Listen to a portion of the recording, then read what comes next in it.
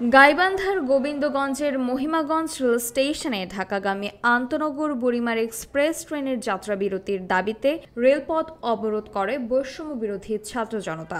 গাইবান্ধার গোবিন্দগঞ্জের মহিমাগঞ্জ রেল স্টেশনে ঢাকাগামী আন্তনগর বুড়িমার এক্সপ্রেস ট্রেনের যাত্রাবিরতির দাবিতে 11 সেপ্টেম্বর বিকেল থেকে রেলপথ অবরোধ করে রাখে বৈষম্য বিরোধী ছাত্র জনতা।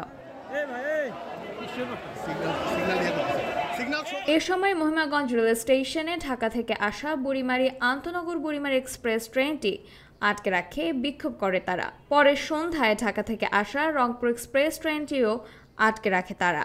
দুটি ট্রেন স্টেশনে আটকে থাকায় গাইবান্ধার সাথে সারা দেশের রেল যোগাযোগ বন্ধ হয়ে যায়। খবর পেয়ে গোবিন্দগঞ্জ উপজেলা নির্বাহী অফিসার মোহাম্মদ রাসেল মিয়া স্টেশনে পৌঁছে জনতাকে শান্তিপূর্ণভাবে আন্দোলন করতে অনুরোধ করে। এই সময় তিনি ঊর্ধ্বতন রেল কর্তৃপক্ষের সাথে উদ্ভূত পরিস্থিতির খবর এবং স্টেশনে গুরুত্ব ও ট্রেন বিরতির জনদাবি জানিয়ে টেলিফোনে আলোচনা শেষে রেল কর্তৃপক্ষের আশ্বাসে 3.5 ঘণ্টা পর রাতে 8:30টার দিকে অবরোধ তুলে নেয় স্বাভাবিক হয় গাইবান্ধার সাথে রেল চলাচল। সামিয়া তাবাসসুম, খবর সংযোগ।